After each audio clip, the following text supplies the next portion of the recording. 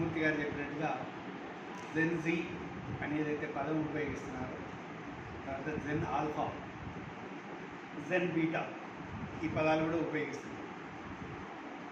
విచిత్రం ఏంటంటే నేను ఒక 3-4 విషయాలు ముందు స్పృశిస్తాను. హిందూ మతం అనేటువంటి ఒక పదం లేదు.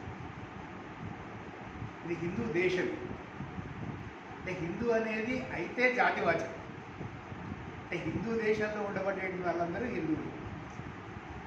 ఇది ఫస్ట్ మనం తెలుసుకోవాల్సిన అవసరం. రెండోది ఏంటంటే హిందూ మతం లేదు, హిందూ ధర్మం ఉంది. భారతదేశం లోపల చతుర్విధ పురుషార్థాలు అనేది చెప్తాము. దాంట్లో ఏంటంటే మనందరికీ తెలిసినటువంటి ఒక 4 ఉంటాయి కదా: అర్థ, కామ, మోక్ష, ధర్మం. కాబట్టి అట్లాంటి ఒక ధర్మం అనేటువంటిది చాలా లార్జర్ పదం. అది అదే దాన్నే సనాతన ధర్మం అంటున్నాం, అదే వైదిక ధర్మం అంటున్నాం. కానీ మతం ఇక్కడ ఏంటంటే ఇది మనం అర్థం చేసుకోవాలి. మౌలికమైనటువంటి అంశం ఏదైతుందో మనకు తేడా తెలియాలి. ఎందుకంటే క్రిస్టియానిటీ, ఇస్లాం ఇవి రెండూ కూడా పరాయి దేశం నుంచి వచ్చినటువంటి ఒక పర్టికులర్గా రెండూ కూడా అరబిక్ కంట్రీస్ నుంచి వచ్చినటువంటి ఒక మతాలు. అందుగురించే వాళ్ళిద్దరికీ కూడా చాలా విషయాల్లో కామనాలిటీ ఉంటుంది. వాళ్ళిద్దరికీ ఏంటంటే ఒకే గ్రంథము, ఒకే ప్రవక్త, ఒకే పుస్తకం, ఈ విధమైనటువంటి ఒక కామనాలిటీ వాళ్ళకు ఉంది. మన దగ్గరికి వచ్చేవరకల్లా మనకు ప్లూరాలిటీ అంటే వివిధమైనటువంటి, అంటే ఒక ఆయన శివుడిని పూజ చేస్తాడు, ఒక ఆయన విష్ణుమూర్తిని పూజ చేస్తాడు, ఒక ఆయన అమ్మవారిని పూజ చేస్తాడు, ఒక ఆయన గణపతిని పూజ చేస్తాడు, ఒక ఆయన కుమారస్వామిని పూజ చేస్తాడు. సో ఇక్కడ విష్ణుమూర్తిని పూజ చేస్తే వైష్ణవం, గణపతిని పూజ చేస్తే గాణాపత్యం, అమ్మవారిని పూజ చేస్తే శాక్తేయ. అదేవిధంగా మనకి కౌమారము, తర్వాత మన దాన్ని ఏమంటారు కుమారస్వామిని అర్చన చేయడం, ఇట్లాంటి ఒక చాలా మతాలు ఇక్కడ ఉన్నాయి. వాటినే సాంప్రదాయాలు అన్నారు. ఈ క్లారిటీ ఒకటి మనకు ఇచ్చినటువంటి ఒక మహానుభావుడు బాలగంగాధర్. ఇది మొట్టమొదటి అంశం. రెండో అంశం ఏంటంటే ఏ మహానుభావుడు గురించి తెలుసుకోవాలన్నా కూడా ఆ మహానుభావుడు జీవించినటువంటి ఒక కాంటెంపరీ సొసైటీ, అప్పుడు ఉన్నటువంటి ఒక కాలమానం, ఇది మనం అర్థం చేసుకోవాలి. ఎప్పుడు పుట్టాడు ఆయన? 1857 స్వాతంత్ర సంగ్రామం కంటే ఒక సంవత్సరం ముందు పుట్టాడు, 1856. అంటే 1856లో పరిస్థితి ఏంటి? 1747లో ప్లాసీ యుద్ధము జరిగిన తర్వాత ఈ దేశం లోపల ఫ్రెంచ్ వాళ్ళు, బ్రిటిష్ వాళ్ళు, పోర్చుగీస్ వాళ్ళు, డచ్ వాళ్ళు వాళ్ళ యొక్క స్థావరాలను ఏర్పరచుకొని యూరోప్ నుంచి వచ్చినటువంటి వ్యక్తులు కేవలం ట్రేడ్ గురించి వచ్చారు ఇక్కడికి. అంటే ఇక్కడ వ్యాపారం చేయడానికి వచ్చారు. కానీ బ్రిటిష్ వాడికి అప్పటికే సుప్రమసీ ఉన్నటువంటి కారణంగా, అంటే మొదటి ప్రపంచ యుద్ధం కానివ్వండి, లేదా రెండో ప్రపంచ యుద్ధం చేసిన తర్వాత వాళ్ళకి ఏంటంటే ప్రపంచం అంతా కూడా ఒక కాలనీస్గా మార్చారు. ఇప్పుడు ఉన్నటువంటి ఒక ఆస్ట్రేలియా కానివ్వండి, లేదా ఈవెన్ అమెరికా కానివ్వండి, మిగతా దేశాలు ఏవైతే ఉన్నాయో ఆఫ్రికా కానివ్వండి, ఇవన్నిటినీ కూడా కాలనీస్గా ఏర్పరచుకున్నారు. అందు గురించి వాళ్ళు ఇచ్చిన నినాదం ఏంటి? రవి అస్తమించని బ్రిటిష్ సామ్రాజ్యం. ఇది మనకు అర్థం కావాలి. రవి అస్తమించని బ్రిటిష్ సామ్రాజ్యం అంటే సప్త సముద్రాలని, సప్త ఖండాలని, ఈ 7 సముద్రాలని, 7 ఖండాలని ఎట్ ఏ టైం మీరు 24 గంటల కింద తీసుకున్నట్టయితే ఏ విధంగా అయితే సూర్యుడు భ్రమణం చేస్తుంటాడో ఆ సూర్యకిరణాలు ఎప్పుడూ ఏదో ఒక ఖండం మీద పడతాయి, ఏదో ఒక సముద్రం మీద పడతాయి. కాబట్టి కేవలం భారతదేశమే కాదు, ప్రపంచంలో ఉన్నటువంటి ఒక చాలా దేశాలు కూడా ఈ యొక్క బ్రిటిష్ వాళ్ళ అండర్లో ఉండేవి. కాబట్టి ఆ రాణి గారి యొక్క అండర్లో ఉండేవి. కాబట్టి వాళ్ళు ఏమన్నారు? రవి అస్తమించని బ్రిటిష్ సామ్రాజ్యం అన్నారు. ఇక్కడ మనము ఒక అడుగు ముందుకేస్తే అప్పటి వరకు మన దేశం మీదకి ఒక ఖిల్జీ, ఒక గజని, ఒక గోరి, వీళ్ళందరూ దండయాత్రలు చేశారు. ఒక చెంగిస్ ఖాన్, ఒక అలెగ్జాండర్. కానీ వాళ్ళందరూ ఎందుకు వచ్చారు ఇక్కడ? ఇది రత్నగర్భ, ఈ దేశం లోపల సంపద ఉంది, ఈ దేశం సుభిక్షంగా ఉంది. అందుగురించే భారతదేశానికి ప్రపంచం మొత్తం కూడా పెట్టుకున్నటువంటి పేరుని ఏంటంటే సోనేకి చిడియా, బంగారు పిచ్చుక అని పెట్టుకున్నారు ప్రపంచం. అట్లాంటి స్థితిలో వాళ్ళందరూ వచ్చి ఇక్కడి నుంచి దోచుకొని పోయారు. ఇక్కడ సెటిల్ కాదు, తర్వాత సెటిల్ కావడం కూడా స్టార్ట్ చేశారు. ఈ 1000, 1200, 1500, 1600, 1700 సంవత్సరాల యొక్క బానిస మనస్తత్వం ఉన్నటువంటి యొక్క జాతిలో దానిని స్ఫూర్తిని నింపడానికి అప్పటి వరకు లేనటువంటి ఒక దాంట్లో ఒక మొగాడు, ఒక సింహం, ఒక భారత జాతిలో ఆత్మవిశ్వాసాన్ని నింపడానికి ఒక బాలగంగాధర్ ఏమన్నాడు ఆయన? స్వరాజ్యము నా జన్మ హక్కు, freedom is my birth right and I will achieve it. కాన్ఫిడెన్స్తో చెప్పాడు, స్వరాజ్ मेरा జన్మసిద్ధ అధికార హై, మై పాకే హీ రహూంగా. ఎంత కాన్ఫిడెన్స్ అండి, ఎంత ఆత్మవిశ్వాసం అండి. ఆత్మవిశ్వాసం కోల్పోయినటువంటి జాతిలో ఆత్మవిశ్వాసాన్ని నింపినటువంటి ఒక మహానుభావుడు బాలగంగాధర్ తిలక్. ఈ బాలగంగాధర్ తిలక్ అనేటువంటి ఒక వ్యక్తి ఎవరైతే ఉన్నారో ఈ దేశంలో తీసుకొచ్చినటువంటి ఒక 3 విషయాల గురించి నరసింహమూర్తి గారు చెప్పారు, మా వరదన్న చెప్పాడు. ఏవైతే వినాయక చవితి ఉత్సవాలని, అంటే ఈ దేశానికి ఆధారం సంస్కృతి, ఈ దేశానికి ఆదాయం సాంప్రదాయం, ఈ దేశానికి ఆధారం జీవన విధానం. కాబట్టి వీటి ఆధారంగా ఈ దేశానికి సంబంధించినటువంటి యొక్క మూల పురుషులు ఎవరైతే ఉన్నారో వాళ్ళని ముందు పెట్టాడు. కేవలం వినాయకుడిని అంటే దేశభక్తి భావనకి, దైవభక్తి భావనకి. దానికి ఏం చేశాడు ఆయన? శివాజీని ముందు పెట్టాడు. శివాజీ ద్వారా కేవలం మహారాష్ట్రలోనే కాదు దేశంలో ఉన్నటువంటి చాలా చోట్ల అఖాడాలను నిర్మించారు. అంటే ఇదం శాస్త్రం, ఇదం బ్రాహ్మ్యం. ఇంటలెక్చువల్ కెపాసిటీ ఉండాలి, at the same time physical fitness ఉండాలి.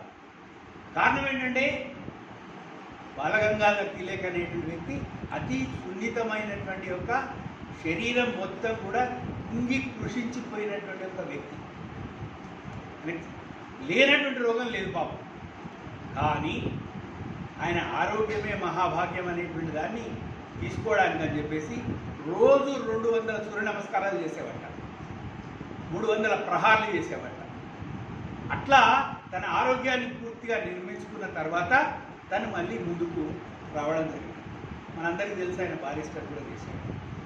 అయితే విచిత్రం ఏంటంటే బెంగాల్ వాళ్ళు ఎప్పుడు కూడా మహారాష్ట్రల యొక్క ఆధిపత్యాన్ని యాక్సెప్ట్ చేయలేదు. మహారాష్ట్రల యొక్క ఆధిపత్యాన్ని పంజాబ్ వాళ్ళు కూడా ఎప్పుడూ యాక్సెప్ట్ చేయలేదు.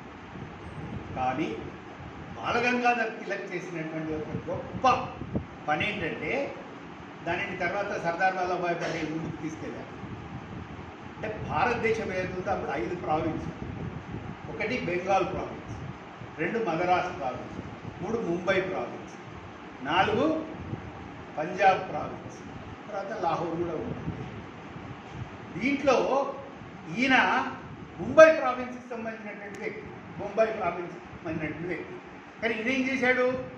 క్యాపిటల్ ఎక్కడుంది? బెంగాల్లో ఉంది. కాబట్టి బెంగాల్కి సంబంధించినటువంటి ప్రావిన్స్లో ఉన్నటువంటి ఒక బిపిన్ చంద్రపాల్ని కలుపుకున్నాడు.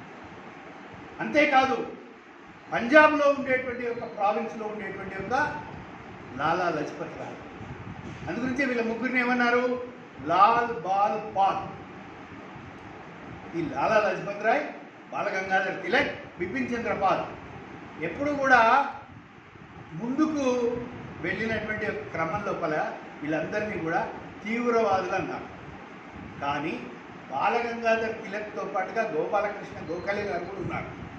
ఆయన నరందర్, అంటే వాళ్ళు మితవాదులు, వీళ్ళు తీవ్రవాదులు, ఈ అతివాదులు, అంటే వాళ్ళ భాషలో అతివాదులు. అయితే బాలగంగాధర్ తిలక్కి ఒక రకమైనటువంటి ఒక సంపూర్ణమైనటువంటి దేశం పట్ల ఒక అవగాహన ఉండేది. Is not only A mathematician, ఆయనకి ఖగోళం ఆస్ట్రానమీ మీద చాలా మంచి పట్టు ఉండేది, ఆస్ట్రాలజీ మీద పట్టు ఉండేది. అంతేకాదు ఈ దేశంలో ఉండబడేటువంటి యొక్క సంస్కృతానికి సంబంధించినటువంటి యొక్క అన్ని గ్రంథాలని కూడా అధ్యయనం చేసినటువంటి యొక్క మహానుభావుడు. విచిత్రమైన అంశం ఏంటంటే 3 సార్లు ఆయన జైల్లో పెట్టారు. అతి పెద్ద కుట్ర కేసు ఆయన మీద మోపినప్పుడు ఆయన తీసుకెళ్ళి మాండలే జైలు, అంటే బర్మాలో ఉండేటువంటి, అప్పుడు బ్రహ్మదేశం మన భారతదేశంలో పార్ట్ అండ్ పార్సల్, అట్లాంటి ఒక మాండలే జైల్లో పెడితే 6 సంవత్సరాలు ఉన్నాడు అక్కడ. ఈ 6 సంవత్సరాలు ఒట్టిగుండలా ఆయన అద్భుతమైనటువంటి యొక్క గీతా రహస్యం అనేటువంటి ఒక గ్రంథాన్ని రాశాడు. ఈ గీతా రహస్యం అనేటువంటి గ్రంథంలో ఏం రాశాడు? భారతీయులు ఎవరైతే ఉన్నారో వాళ్ళు అకర్మణ్యతకి లోనయ్యారు, ఆత్మ విస్మృతి చెందారు. కాబట్టి ఇట్లా ఆత్మ విస్మృతి చెందినటువంటి ఒక జాతిలో సెల్ఫ్ కాన్ఫిడెన్స్, ఆత్మ విశ్వాసాన్ని, ఆత్మ గౌరవాన్ని రగిలించడానికి అని చెప్పేసి, ఆత్మాభిమానాన్ని రగిలించడానికి, అంటే సెల్ఫ్ ఎస్టీమ్ అంటాం, వీటిని రగిలించడానికి ఆయన గీతా రహస్య పుస్తకంలో కర్మయోగం రాశాడు. ఆయన అంటే మనకి మామూలుగా కర్మయోగము, భక్తి యోగము, జ్ఞానయోగము, రాజయోగం ఇవన్నప్పటికీ ఉన్నప్పటికీ కూడా మిగతా వాటి జోలికి వెళ్ళాలా, కర్మయోగం గురించే రాశాడు ఆయన. ఇది మనం గ్రహించాల్సిన అంశం. రెండో అంశం ఏదైతే ఉందో, బాలగంగాధర్ తిలక్, అంటే ఇంతకుముందు మా హర్నాథ్ గారు కూడా చెప్పారు, 1905 1905 అనేటువంటిది చాలా కీలకమైనటువంటి ఒక సంవత్సరం. అదేవిధంగా 1857 1857 ప్రథమ స్వాతంత్ర సంగ్రామంలో మనము ముస్లింలు కలిసి బ్రిటిష్ వాడికి అగెనిస్ట్గా పోరాటం చేశాం. ఇది మనం గమనించుకోవాలి. ఎవరి నేతృత్వంలో చేశాం? ఢిల్లీ పాదుషాగా ఉన్నటువంటి యొక్క బహదూర్ షా జఫర్ యొక్క నేతృత్వంలో రాణి ఝాన్సీ లక్ష్మీబాయి, తాంతియా తోపే, నానా ఫడ్నవీస్ వీళ్ళందరూ కలిసి పనిచేశారు. ఎవరి నేతృత్వంలో, ఎవరి నాయకత్వంలో? బహదూర్ షా జఫర్ యొక్క నాయకత్వంలో. అంటే అప్పటి వరకు హిందువులు, అంటే ముస్లింలు కలిసే పోరాటం చేశారు. అదేవిధంగా మొట్టమొదటిసారి ఈయన మీద సెడిషన్ కేసు పెట్టినప్పుడు, అంటే ఈయన ప్రజలలో ఒక భావోద్వేగాన్ని నింపడానికి, స్ఫూర్తిని రగిలించడానికి ఏ శివాజీ యొక్క ఆధారంగా చేశాడో అదేవిధంగా బ్రిటిష్ వాడు చేస్తున్నటువంటి యొక్క అరాచకాలని, అకృత్యాలని ఎండగడుతూ 2 పేపర్లు నడిపాడు. ఒకటి కేసరి, 2 మరాఠా. అంతేకాదు దక్కన్ ఎడ్యుకేషనల్ సొసైటీ అనేటువంటి ఒక పేరుతో నేషనల్ ఎడ్యుకేషన్, దానిని ఆ రోజు ఆయన స్థాపించినటువంటిదే ఈరోజు పూనాలో ఉండేటువంటి ఒక ఫెర్గ్యూసన్ కాలేజ్. ఎందుకు చెప్తున్నాను ఈ అంశాలంటే, ఒక వ్యక్తి మీద సెడేషన్ ఛార్జెస్ పెట్టినప్పుడు ఈయన కేసు ఎవరు వాదించారో తెలుసా? చాలామందికి ఈ విషయం తెలియదు. మహమ్మద్ అలీ జిన్నా వాదించాడు. మహమ్మద్ అలీ జిన్నా బాలగంగాధర్ తిలక్ గారి యొక్క శిష్యుడు. అట్లాంటి సమయంలో ఇండియన్ యూనియన్ ముస్లిం లీగ్ వచ్చి, ఇతిహాదుల్ ముస్లిం లీగ్ వచ్చి ఆ యొక్క మెంబర్షిప్ తీసుకోమంటే నేను తీసుకోనంటాడు జిన్నా. ఆమె ప్యాట్రియట్, ఆమె బార్న్ హిందూ అని చెప్పినటువంటి ఒక జిన్నాని తర్వాత రోజుల్లో లోపల బ్రిటిష్ వాడు చేసినటువంటి ఒక కుతంత్రాలకి బలైనటువంటి వ్యక్తి జిన్నా గారు. అంటే జిన్నాకు అర్థమైంది ఉన్నది ఒకటే పోస్టు, ప్రధానమంత్రి అనేటువంటి. నేను కూడా ప్రధానమంత్రి కావాలి, గాంధీ గారిని చూస్తేనేమో ఆయన నెహ్రూ గారిని సపోర్ట్ చేస్తున్నాడు, కాబట్టి నాకు సెపరేట్ దేశం కావాలి, నేను ఆ దేశానికి వజీరే ఆజం, నేను ఆ దేశానికి ప్రధానమంత్రి కావాలని కోరుకుంటున్నాను. ప్రతివాడికి ఆశ ఉంటుంది, కుర్సీ కాదు. అట్లా ఆ దాంట్లోపల, ఆ షడయంత్రం లోపల బావుగా వాడుకోబడ్డటువంటి ఒక వ్యక్తి మహమ్మద్ అలీ జిన్నా. దురదృష్టవశాత్తు బాలగంగాధర్ తిలక్ గారి యొక్క విషయంలో కనుక చూస్తే, ఆయన ఎప్పుడు ఆయన బయోగ్రఫీ, అంటే ఆటోబయోగ్రఫీ రాసుకోవాలి, కానీ ఆయన గురించి బ్రిటిష్ వాళ్ళు రాసినటువంటి ఒక బయోగ్రఫీస్ 10 ఉన్నాయి, నాట్ లెస్ దాన్ 10. దాంట్లో మొట్టమొదటి బయోగ్రఫీ ఎవరైతే రాశారో వాడి పేరు వ్యాలంటైన్ చిరోక్. వాడు ఒక పుస్తకం రాశాడు. ఏం పుస్తకం రాశాడు? The unrest in India. అప్పటికే దాదాబాయి నవరోజీ భారతదేశంలో నుంచి ఏ విధంగా బ్రిటిష్ వాళ్ళు ఇక్కడ ఉన్నటువంటి ఒక ధనాన్ని తరలించుకుపోయారు అనేటువంటి ఒక పుస్తకం రాశాడు. అట్లాంటి సమయం లోపల ఆయన ఇచ్చినటువంటి ఒక టైటిల్ ఏంటి? 1905లో బెంగాల్ విభజన సందర్భంగా దేశం మొత్తంలో ఇంతకుముందు మనం పాడినటువంటి ఒక వందే మాతర గీతం ఏదైతే ఉందో దేశం మొత్తాన్ని ఉర్రూతలూగించినటువంటి ఒక సమయం లోపల, దేశం జాతి మొత్తానికి ఒక తారక మంత్రంగా మారినటువంటి ఒక సమయం లోపల బాలగంగాధర్ తిలక్ గారు చేసినటువంటి గొప్ప పని ఏంటంటే బెంగాల్కి వెళ్ళి బెంగాలీస్ శివాజీని యాక్సెప్ట్ చేయలేదు first.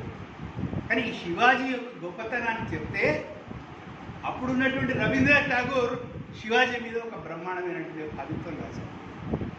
Then Bengalis accepted it. అట్లా బాలగంగాధర్ తిలక్ 1905 అంటే బ్రిటిష్ వాడు చేసినటువంటి ఇంకో కుట్ర కుతంత్రం ఏంటంటే దేశం అంటే మట్టి కాదు అని రాయించాడు కొద్దిమంది. కానీ దేశం అంటే మట్టి కూడా అని ప్రతిపాదించినటువంటి మహానుభావుడు బాలగంగాధర్ తిలక్. అందుగురించే ఆయన పెట్టినటువంటి టైటిల్ ఏంటంటే ఇతనికి ద ఫాదర్ ఆఫ్ అన్రెస్ట్.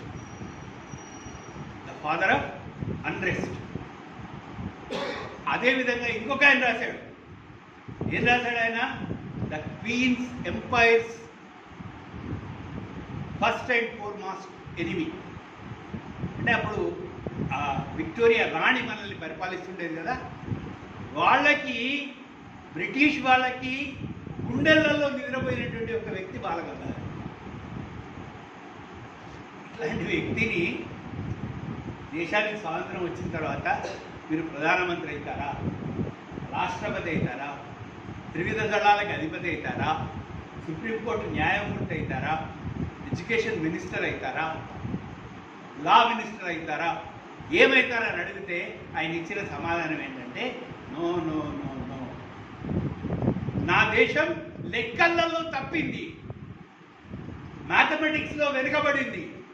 ఎందుకు మ్యాథమెటిక్స్లో వెనుకబడింది అన్నాడు ఆయన అంటే ముట్టివర్లో at a point of time British వాళ్ళు కానీ డచ్ వాళ్ళు కానీ పోర్చుగీస్ వాళ్ళు కానీ వచ్చినటువంటి వాళ్ళు నెంబర్ కనుక తీసుకుంటే 3000 మంది, 3000 పీపుల్.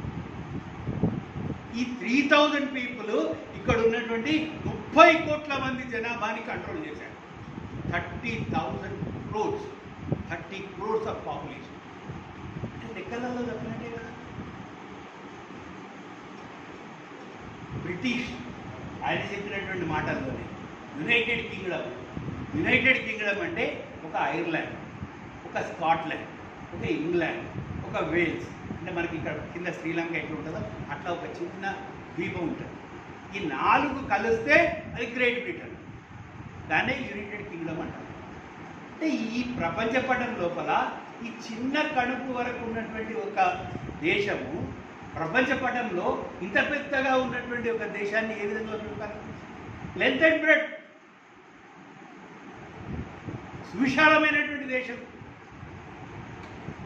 అంటే మన లెక్కలలో. కాబట్టి ఒకవేళ దేశానికి స్వాతంత్రం వచ్చిన తర్వాత ఆయన బికమ్ మ్యాథమెటిక్స్ టీచర్ అన్నాడు. నేను ఒక మ్యాథమెటిక్స్ టీచర్గా మారి గణితం చెప్తాను, పిల్లలకి గణితం బోధిస్తాను అని చెప్పినటువంటి మహానుభావుడు బాలగంగాధర్. నేను ఎక్కువ సమయం తీసుకోకుండా పక్కనున్నటువంటి ఒక మహానుభావుడు గురించి కూడా మనం కొంచెం తెలుసుకోవాలి. కాబట్టి ఇంతకుముందు మా బలసీనన్న చెప్పినట్టుగా ఆజాద్గా పుట్టాను, ఆజాద్గా పెరిగాను,